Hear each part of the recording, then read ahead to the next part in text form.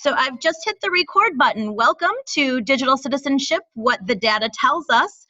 Today, we are going to put this up on YouTube for at least a little while so people can check it out if they weren't here. And if you enjoy this webinar or learn something, please do consider sharing it with your colleagues later. So let's go ahead and get started. This is, oh gosh, let's see, did that work? Oh, before I did this, it was working. So hold on, now I need to figure out how I get back to, oh. Hold on. There we go. Okay, so I stopped my PowerPoint when I did something. So we are here with Bright Bytes. They're our partner in our digital movement at CESA 3. So I wanted to tell you a little bit about what we're going to accomplish today. Sorry, I'm in another school. Here we go. So today we're going to examine data connected to digital citizenship. We will start to understand how digital citizenship actually impacts learning that happens in the classroom. I think you'll be really surprised at what the data tells us. We will learn the different strands of digital citizenship. We often think of cyberbullying and disrespectful behavior when we think of digital citizenship, but it is absolutely much more than that, and we will examine what those things are just very briefly, and I will show you a free digital citizenship tool that has been very successful in our districts I've worked with, about 5 or 6 who are using this tool, and they are having great success. So I'm Missy Emler, and I'm the Director of Innovation at CESA 3. I was a high school English and special education teacher prior to being a pre-K-12 principal in our region, and I wanted to tell you a little bit of a little story about when digital citizenship became real in my world. I am a digital leader, so I'm very involved in Facebook and Twitter, and I use that for my professional development quite frequently. And when I took the principalship, I was pretty open about my digital footprint with all of the students. And we created a hashtag for all of our students to follow and contribute to, and it was really going great until one day when it wasn't. And it wasn't that they messed with the hashtag that we created for our community. It was that someone decided to create a nasty hashtag to sort of make fun of and belittle people in our community.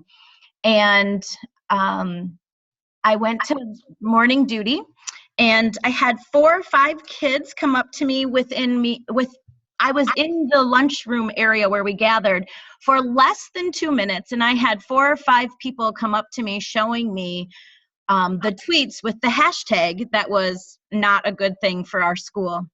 And so at first I was really upset, I was really worried, and I didn't really know what to do. So I went back to my office after everybody went to class, and I went to Twitter, typed in the hashtag, and I realized, oh, well, this isn't so bad. It wasn't just a hashtag, it was also an account. And it was, so it was very short-lived because the account only had 12 total students associated with it. And I was able to figure out who started the account and the hashtag by going to the very first follower of the account itself. And that was the advice I had been given from some colleagues, to just look at the very, very early followers, and that usually will lead to the person who started the negative campaign. And it absolutely did. I was able to talk with the student, call the student's parents, and the account was deleted, and the hashtag went off into no man's land very, very quickly. So that was my first brush with it. And I'm actually a digital advocate. But when that happened and that negative thing started to show up, I got pretty nervous, and I started to investigate digital citizenship further. And that's when I found Bright Bytes amidst other things, but then I found the tool that I'm going to show you a little bit later, and I think you're going to really like it. We also have with us Karen Goldstein from Bright Bytes. She's an education research partner, and I'll let her pop in and tell you a little bit about herself too. Hi there, welcome everyone. I'm so glad to be with you here today. As Missy said, I am Karen Goldstein, and I am an education research partner located in Indianapolis. I am working with schools primarily in the Midwest, but also all across the country, and I'm just thrilled to be here. I'm a longtime teacher with lots of different experiences, starting early on in a STEM magnet school and eventually working as an instructional coach, and then finally coming to Bright Bites. So I'm here as a support and excited to learn more about digital citizenship. So if you can just take a second before I move to the next slide and just go into the chat box and say, and let me know on a scale of 1 to 10, how concerned is your district or you with the digital citizenship you see among your students? So just let us know. Are you worried about it? You think it's no big deal? Obviously you're here, so you must want to know more, but what are you worried about? What stresses you? And we'll share some of those out and see what you have to say.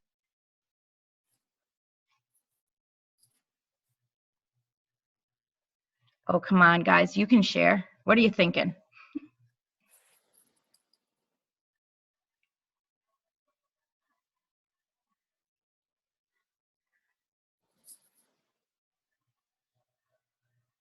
Karen, is anyone typing? No, it's oh, here we go. Oh, there's comes somebody. I saw the number go up. Yes. Sorry, I was trying to figure out how to unmute myself. I think both from an educator and a parent perspective, I mean, there's a ton of digital citizenship and cyberbullying resources out there, but just finding really good quality stuff that really engages the students and isn't cheesy. I feel like so much of it is just like, I don't know, some of the videos that are out there for the students to watch with some of these programs, you know, you want to find something that they can really appreciate and engage with that's not just kind of hokey. Yes, I agree, absolutely.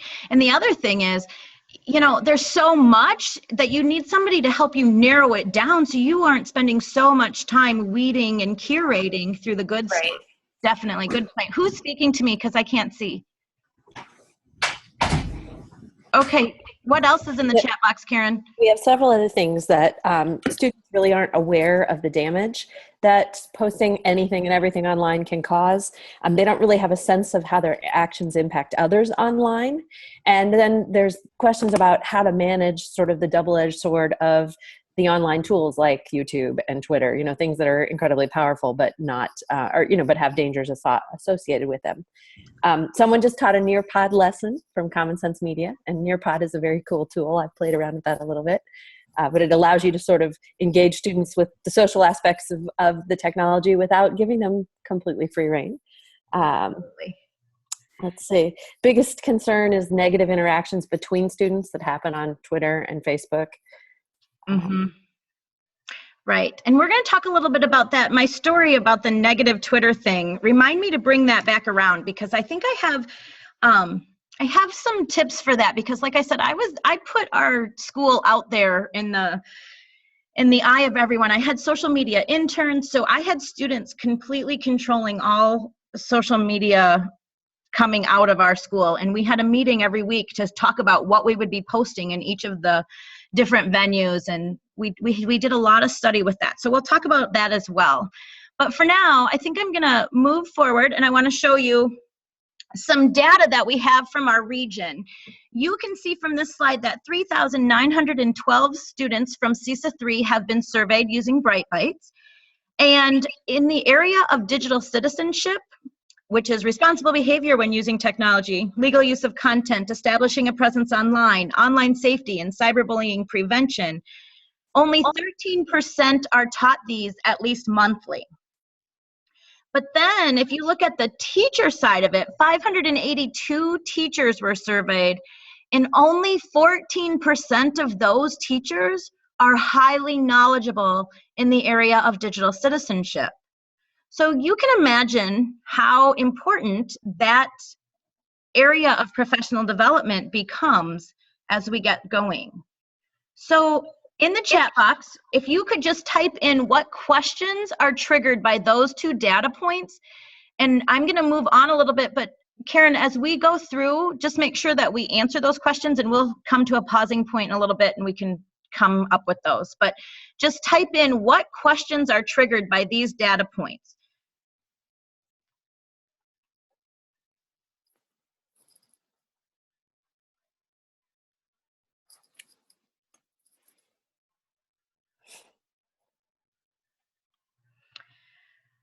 Okay, so when I started to look at our Bright Bites data, I was destined to really look at how does digital citizenship actually impact learning. So we know that digital citizenship impacts behavior.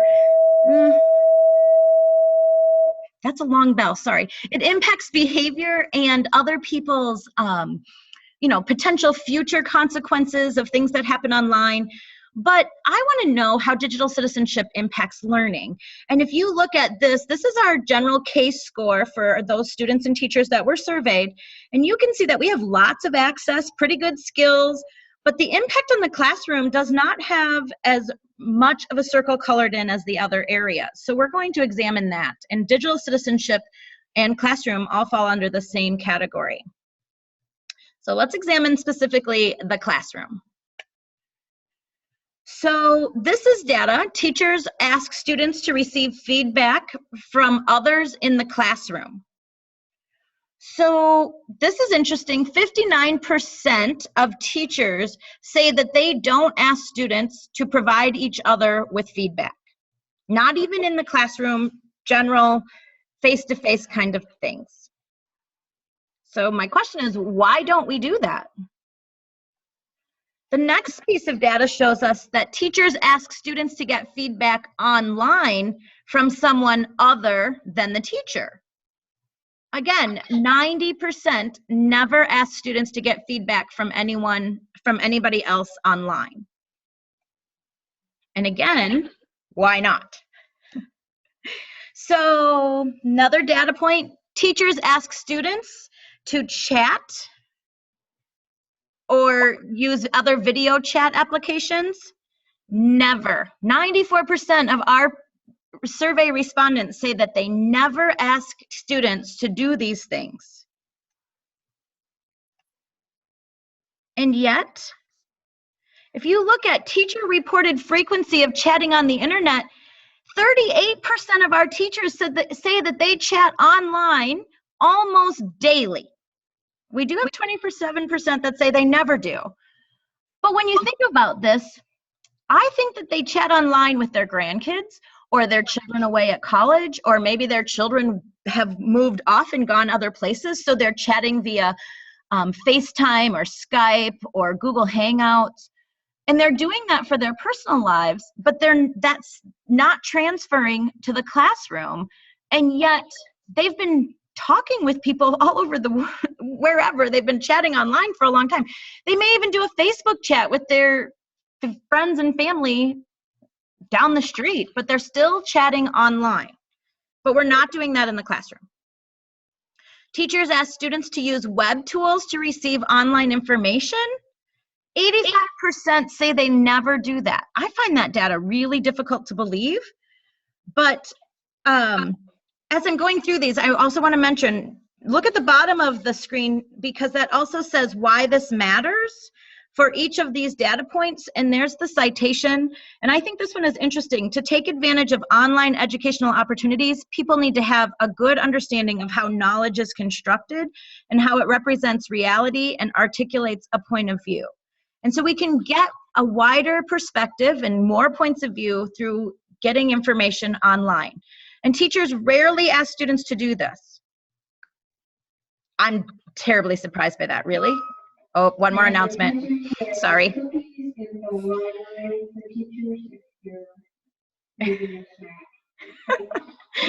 I bet you're needing a snack. I'm kind of needing a snack too. So, okay. Teacher reported ease of using web tools to receive information. So even in this day and age, 29% of our teachers that were surveyed feel that it's moderately difficult to use web tools to receive information. I would be in trouble if I didn't know how to use web tools to find information, because I truly believe that everything I've learned in the last 5 years has been triggered by something that I've read on Twitter, or an article that Twitter has led me to, or a Facebook post that a colleague has posted or shared. So if I'm struggling to find those online resources, I'm a little bit nervous. So that's interesting. I love this one. Well, actually, I don't love this one. This one just kills me. Teachers ask students to write online. 89% say never. And if you look at why this matters, digital communication increases student engagement by connecting them with a broader real-world audience and encouraging collaboration. Now, coming from a former English teacher, I had those students who would write better for me than they would write for the social studies teacher or the science teacher or the math teacher. Well, they don't care about writing. They're just the math teacher. And I used to say, no, your writing represents who you are. You need to write as well as you can all the time because it's a representation of who you are. And that elevation of what they produced would also be elevated if they were going to publish for someone other than me. If it was going to be, printed and bound and put out at parent-teacher conferences or shared with a classroom in another state, the quality of their work was so much better. But if we're never asking them to write online, the opportunity for publishing and elevating that level of work is limited. So why not? This is probably why. Teacher reported frequency of writing reviews, blogging, or commenting in places like Amazon or Yelp. 61% say never. But most of us have bought something on Amazon. And most of us read the reviews before we actually push the purchase button. So if we're using reviews to make purchase decisions, then we should probably contribute to those reviews by explaining how we feel after, or what we think after we make the purchase. The internet is what we create. We create the internet based on what we put in that space. So if we as teachers and educators are not contributing to the internet, it is not likely that we will ask our students to do that, because there's likely a lot of fear and there's probably not enough professional development in order to eliminate that fear. And there's a lack of knowledge to know how to do it. So online communication and collaboration are very important life skills. We use this online communication and collaboration all the time, but if we don't, our students won't have the opportunity to develop those skills. So in the chat box, what do you think is the connection between digital citizenship and the classroom? Based on this data, what are you thinking? What do you want to do? What's going through your mind right now? Chat it up. And Missy, a couple comments that came through. One, I know you're going to talk a little bit later about the time involved in creating these environments for digital citizenship. And a second one you hit on a little bit, but the idea of that people are fearful about posting student work out there because of the perceived threat, whether it's real or just perceived, of exposing kids to predators. And in my mind, both of those go to the need to have a really strong understanding of what it means to be digital citizens. And I was working with a second grade teacher who made a great analogy. We would never consider setting up our classroom starting the school year without laying out really solid ground rules and expectations around how we are in this space. How do we walk down the hallway? How do we treat each other on the playground? How do we build our community in the classroom?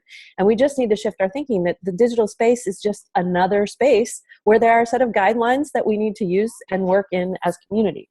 And I think if we just sort of shift our thinking to that it's a space we need to work on, then it makes it a little bit easier to understand the necessity behind doing it. Yes, when we were developing our PBIS structures, we actually had an online PBIS expectation chart kind of thing. And we were very purposeful about what we would specifically teach in regards to online behavior and digital citizenship. So absolutely. What else is coming in, Karen? Well, people are grateful for seeing this data. It makes them feel like they're not the only ones grappling with these issues. So that's confirming, I think.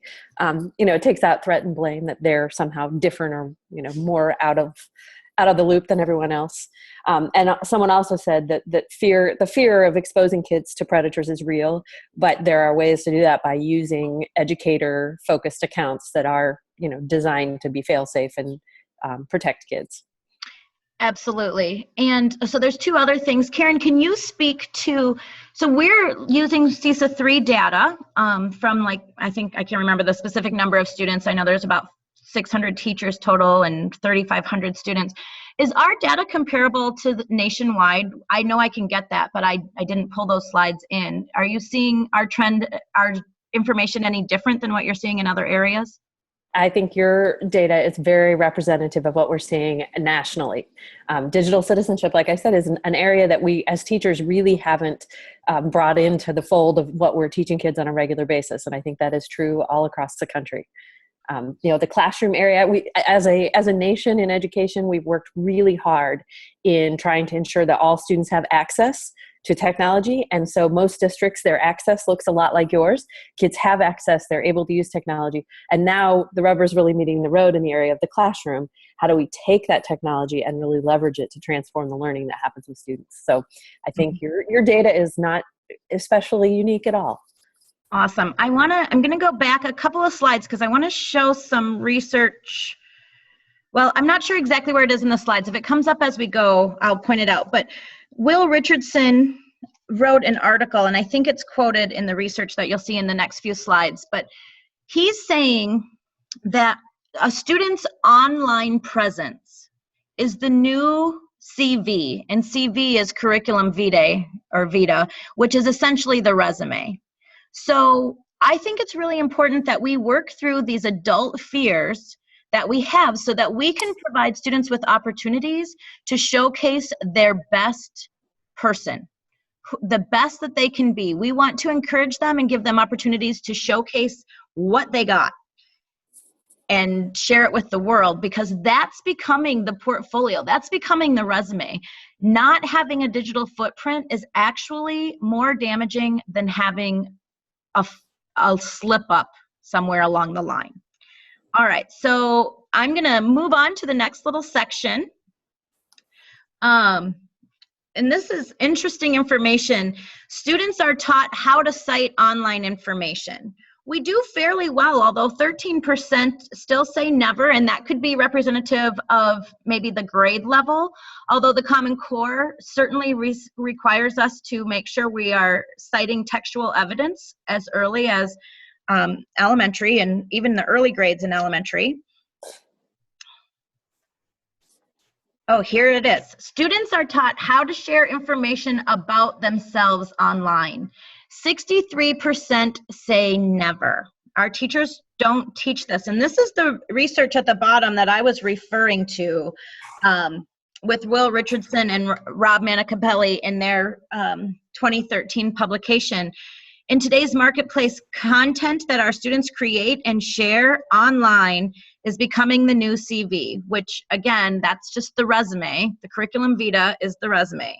So if we aren't helping students learn what to share and when to share and elevate the quality of which they do share, we are actually putting them at a disadvantage. Students are taught how to act respectfully online. Well, the data here is sort of all over the board, and it likely depends on age level and district, etc. But ultimately, every few months or monthly is where we are. Oops, sorry. Gotta love schools and bells.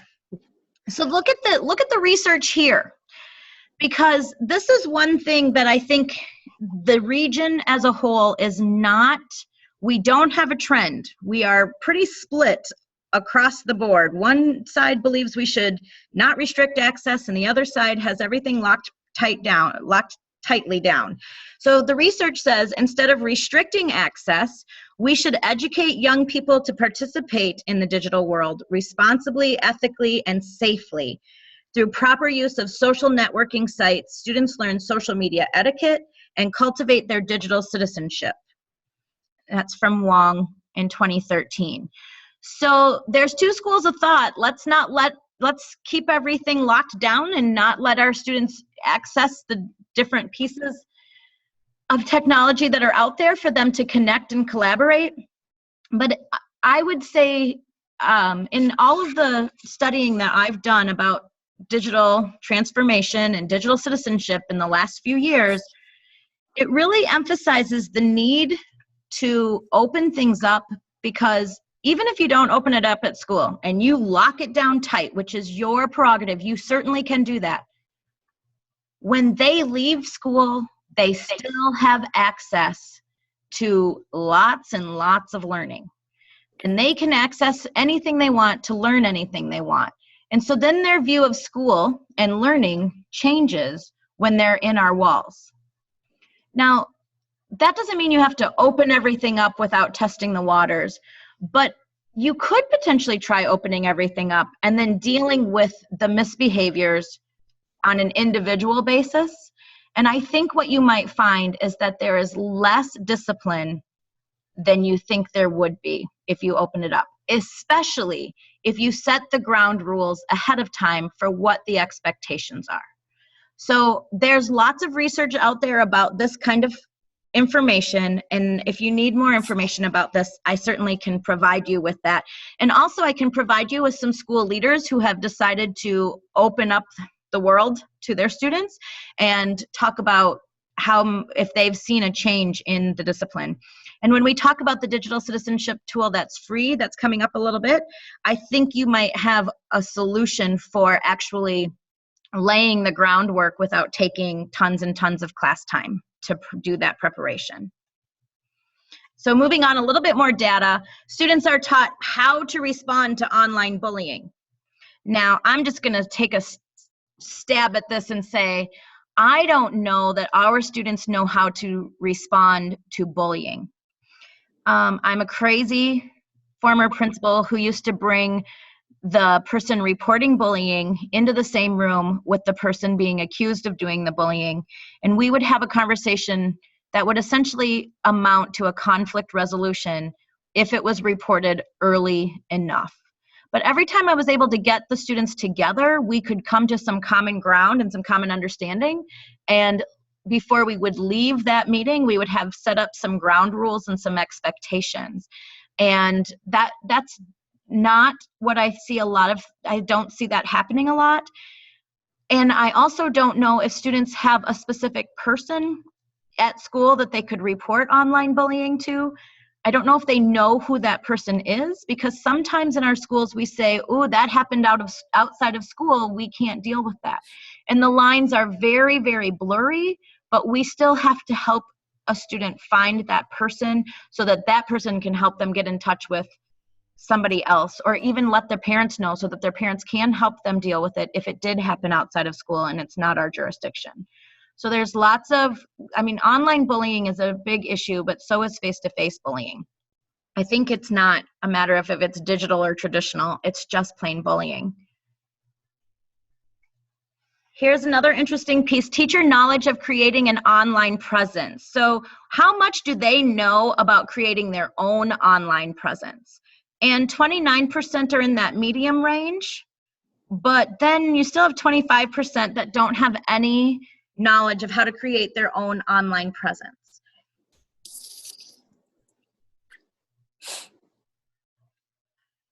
And yet, 62% of the teachers surveyed check their Facebook accounts daily.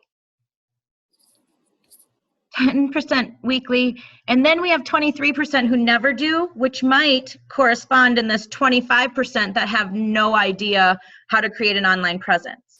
So do you see how those data points connect? Teacher knowledge of creating an online presence, 25% say they have no knowledge, and 23% say they never check their Facebook.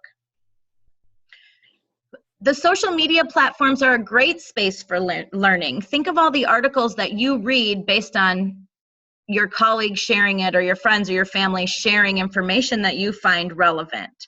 So social media should not be deemed as, it should be considered a place to learn.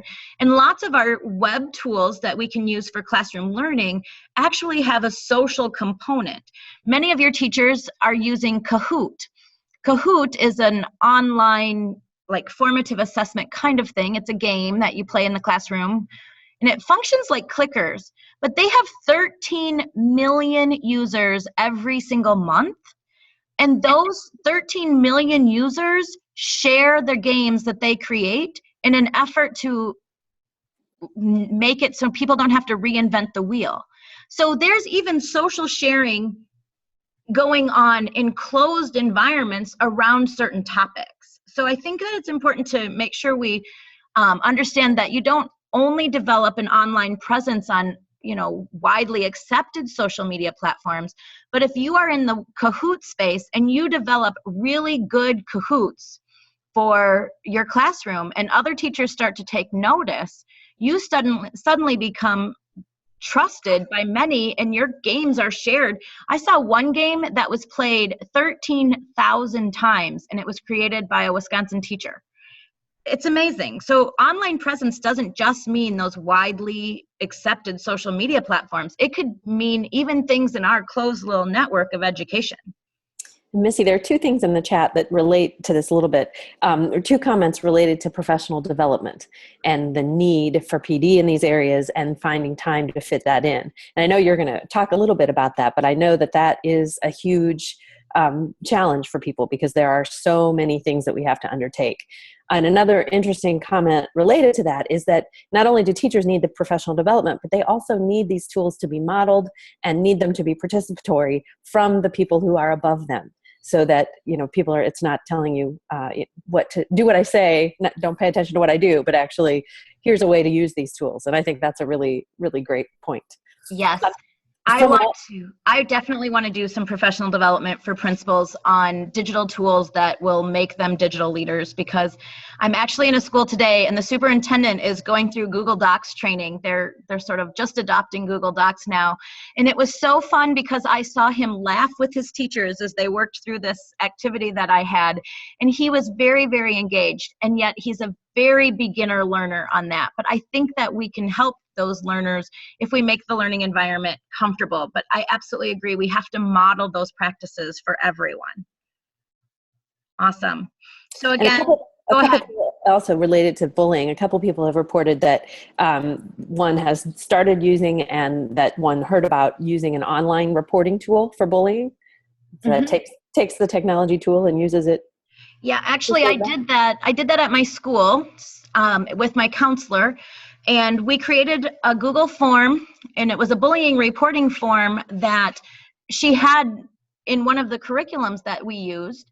And we just made that form into a digital form, and we put that on the home page of the school website. And then we did some education with the teachers, we did some education with the students, and we did some education with the parents via a video that I posted on Facebook about how to access that form and what would happen when the form was submitted. And once the form was submitted, it would send a direct notification via email to myself and my counselor. And my counselor and I would both look at the report, and then based on several weeks and lots of experience with the form, we started to realize which conflicts that she would deal with because they were, a friendship fight or the first time we'd ever seen this bullying report, and which one I would deal with because this was a repeat offender. And repeat offenders is at the heart of bullying. And so we actually then just took the bullying report and worked with the students and then the parents when we needed to. But we definitely digitalized that process, put the bullying form on the homepage, did the education, and people used it all the time. It was a great tool as long as you follow through once you get a submission. Otherwise, kids will say they never do anything. I would say when I first started, people would say, oh, they never do anything about bullying. And when they stopped saying that shortly after we put that form out there. Great conversation. Thanks for contributing in the chat, guys. That makes everything so much better for all of us. Okay, so the other piece, just a little bit more legal use of web content. We don't really know. Teacher knowledge of how to recognize and prevent cyberbullying.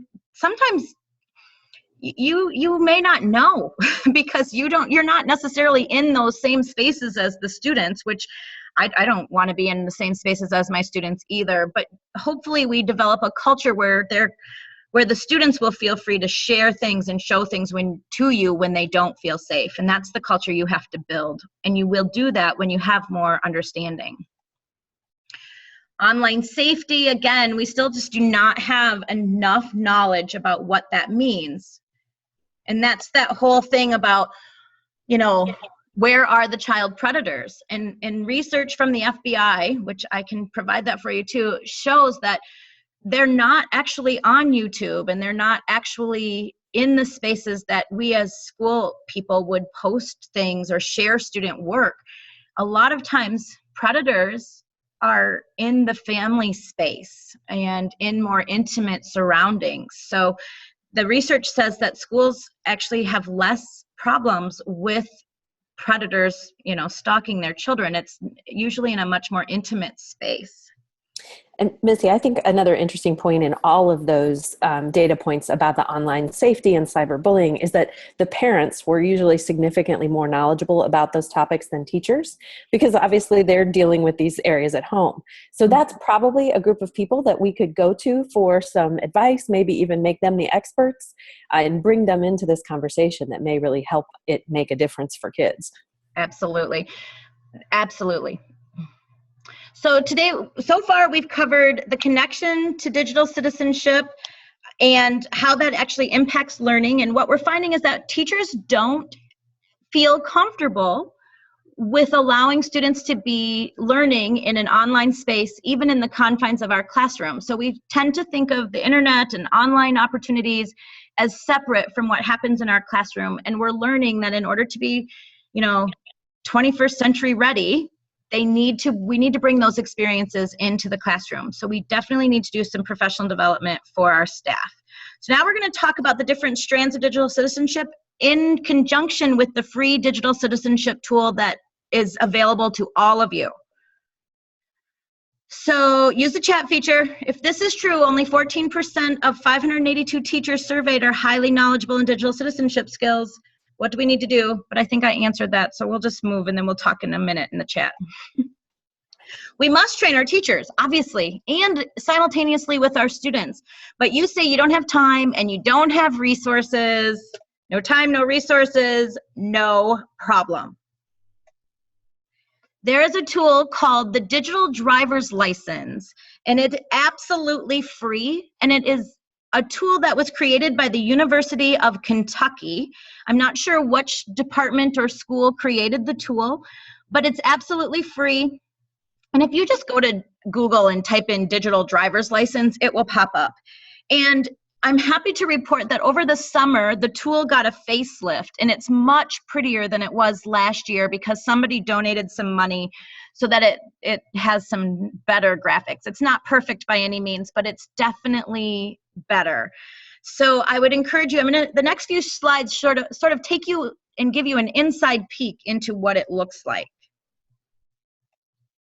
So this is, my first recommendation is that teachers take the cumulative review, which if you were in this, it's just the next thing down at the bottom of that box. So there's an option, and the cumulative review goes over these digital citizenship strands. And those strands, those 5 strands, access, health, and wellness, digital commerce, how we buy and sell things online, digital communications, etiquette and security, digital law, rights and responsibilities, and digital media fluency. Those are the 5 strands of digital leadership, digital citizenship. And that's what the Bright Byte survey, those are the types of things that are examined in the Bright Byte survey. And so when we get that digital citizenship score, these are the areas that we're specifically looking at.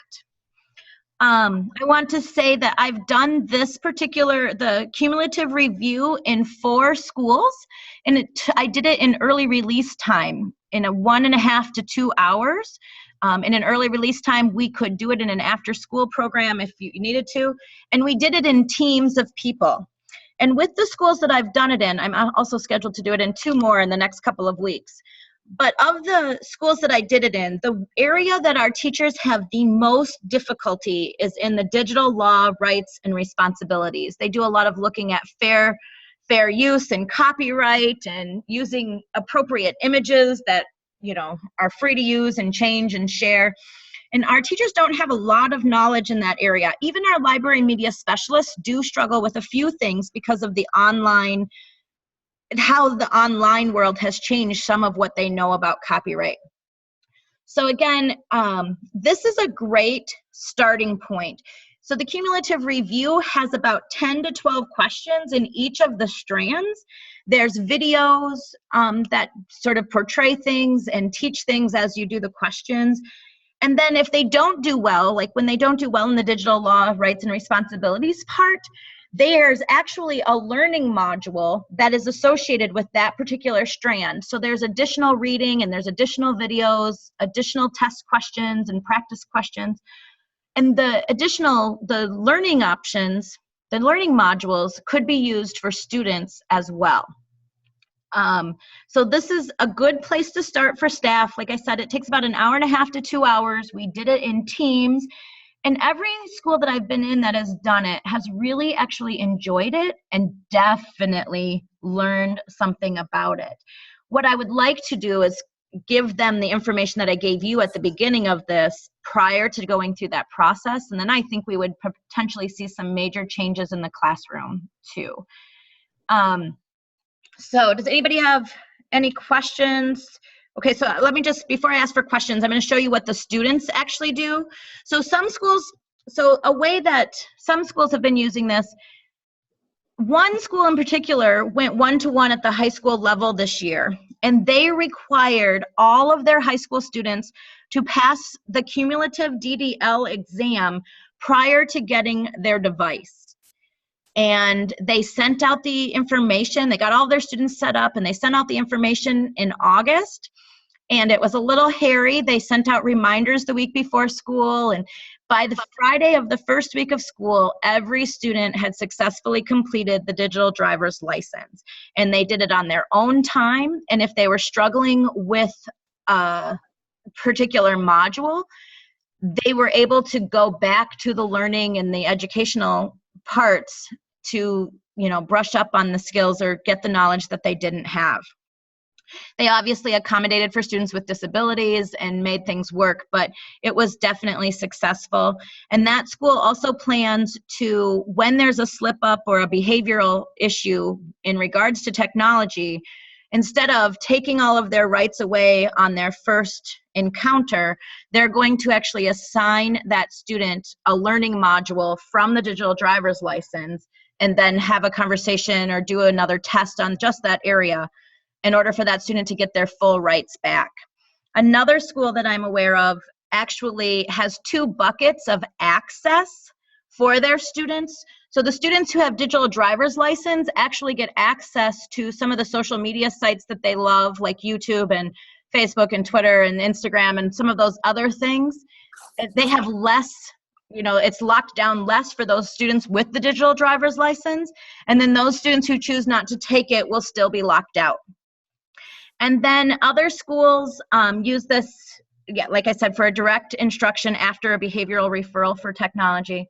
And as you can see by the picture, there's elementary, middle, and high school options, and you can assign which lessons or modules you want for every age level. The elementary, the K through 3 activities, you can do as whole group instruction. So the driver's license looks a little bit different for that age group, but it's definitely a good place to start. And these things could function as a lesson. A lot of the items come from commonsensemedia.org, which is a great website. I get a little bit lost in commonsensemedia.org because it started out really, really good and honed in, but over the years, it's just become this, repository of lots of great information about digital citizenship. And so it's a little overwhelming. And what the digital driver's license does is it pulls pieces of the Common Sense Media out into a fairly quick, easy to use curriculum type of thing. So we've covered all of those things. So in the chat box, do you wish you knew what your, no, hold on. We're going to go back. Does anybody have any other questions about any of this data or the digital citizenship tool or the driver's license?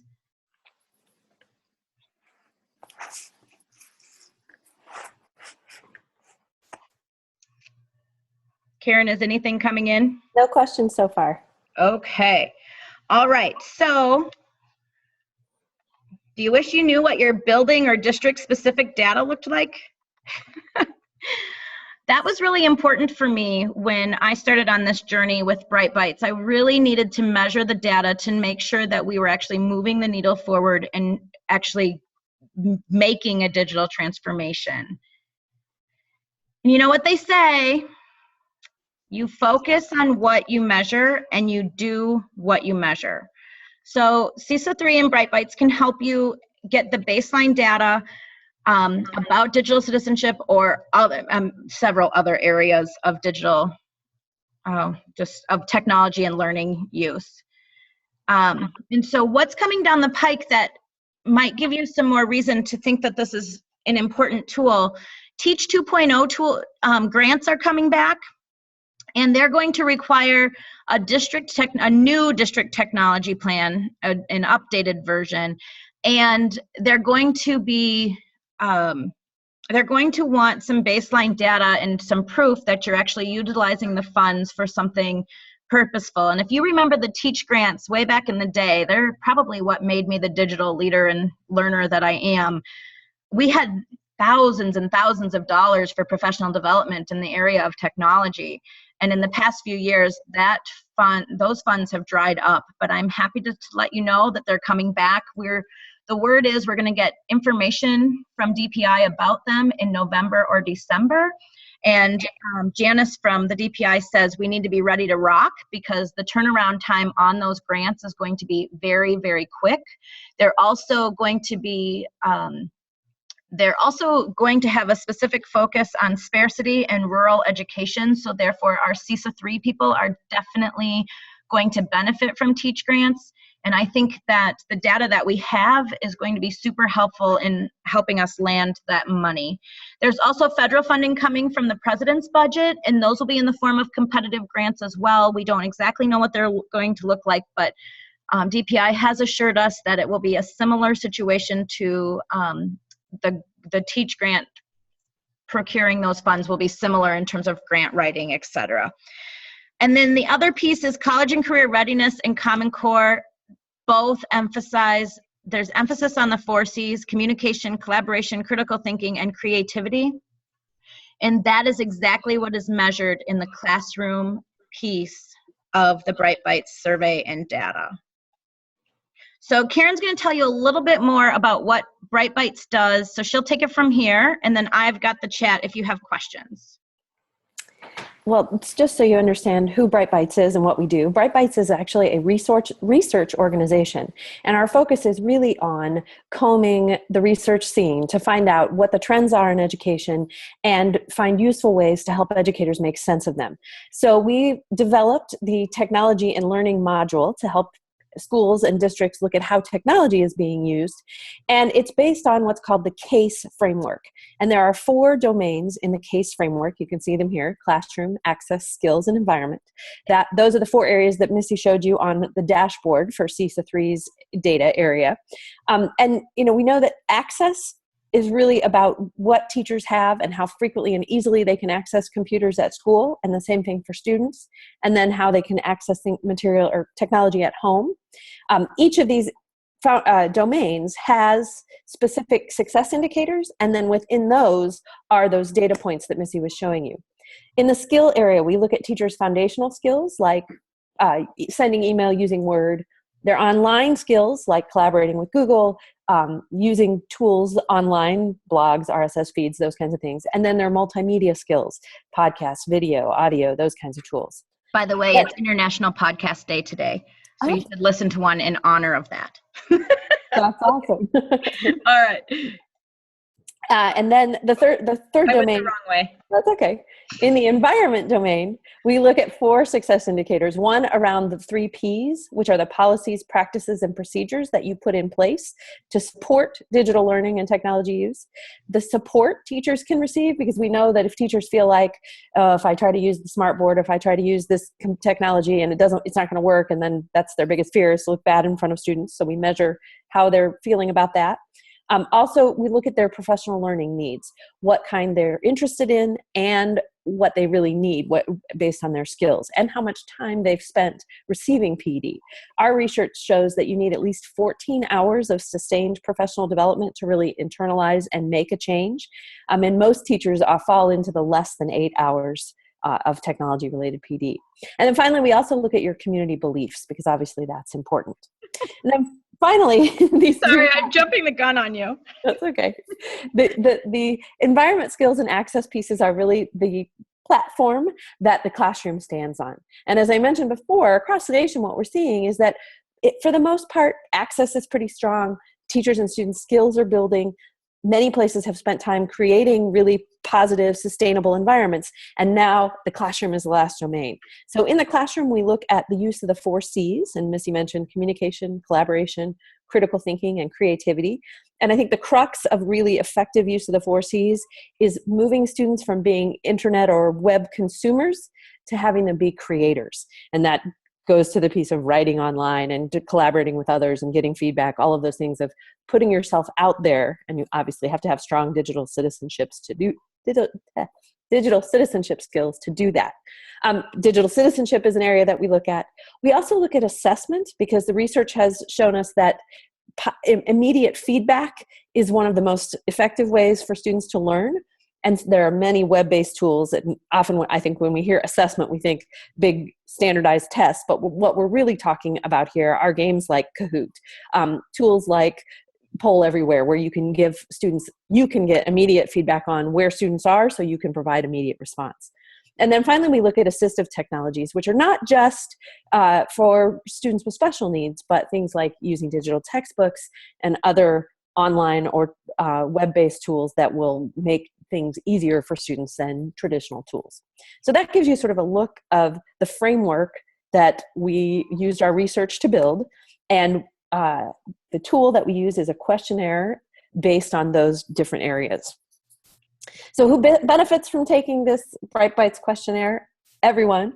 The mission of our company really is to improve the way students learn, and that we keep that at the forefront. But at the state and at every level, having this data provides you a lot more transparency in what you're doing and how you're doing, allows you to make much better decisions. Schools are spending, I think, over $100 billion last year on educational technology without a real way to measure what impact is it actually having on student learning.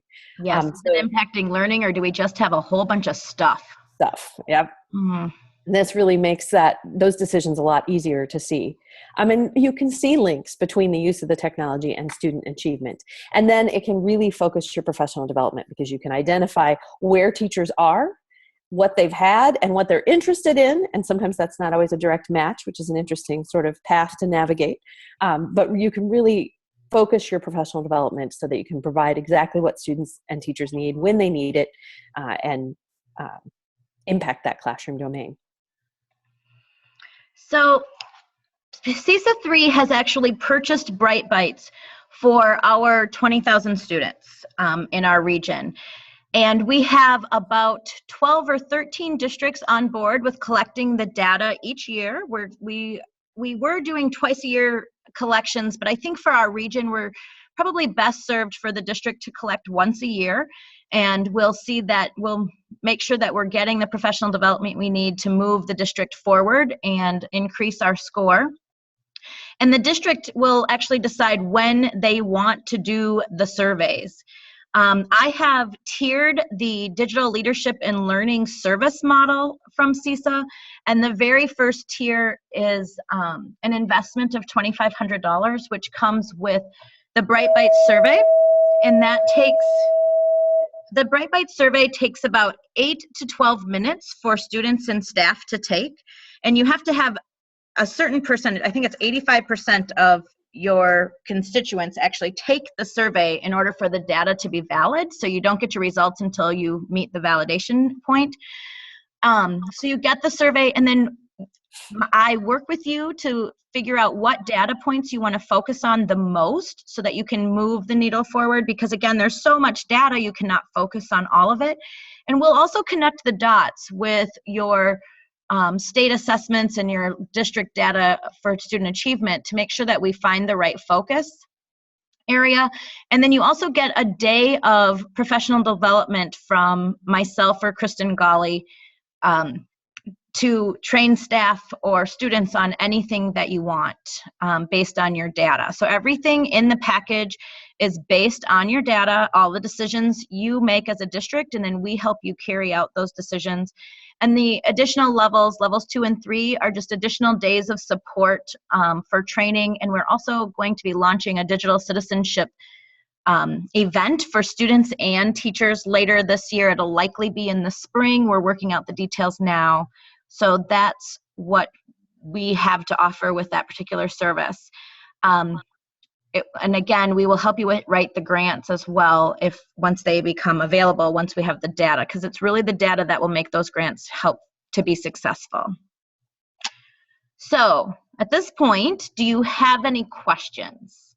You can drop them in the chat bar. Otherwise, if you want me to unmute you, I can. I'm going to I unmuted you all. It's very noisy. So does anybody have any questions or comments about anything that you learned today? I've unmuted you all so you could all just comment if you want to.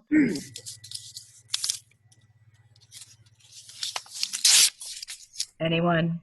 Bueller. Okay. So because we probably don't want to ask questions aloud or anything to the whole group, I'm just going to say thank you so much for joining us. I'm going to post this on a YouTube channel a little bit later. I'm in a district, so I won't be able to do that until much later today or even tomorrow, but I will share it out with you, and please feel free to share it with anybody you think would benefit from knowing this information. Okay, any last minute questions? Someone did ask in the chat, Missy, if the slideshow would be available. The slideshow will be, I believe, if I can work out the technology, the slideshow will be part of the YouTube video. So it should the recording should include that if it works right. If it doesn't work right, I will definitely share it out with you. Perfect. Okay, thank you so much, everyone, for coming. And I think there's one more slide about, yes, Mark. Oh, there you go. Oh, thank you. I don't know what we're doing there, but we had lots of these left, but I'm running out of time because I'm teaching today, so we're going to skip through those. But notice the dates on this: October 28th and November 18th at 11:30. If you have something else you're interested in hearing about in anything regarding technology, we'll put the data points together and do another webinar. We have some ideas about what's coming next, but since we have people in the chat, feel free to let us know what you're thinking in the chat about what you'd like to learn, and we'll try to put that together for you. Otherwise, sayonara. Have a great afternoon. Thanks for joining us. Thank you, everyone.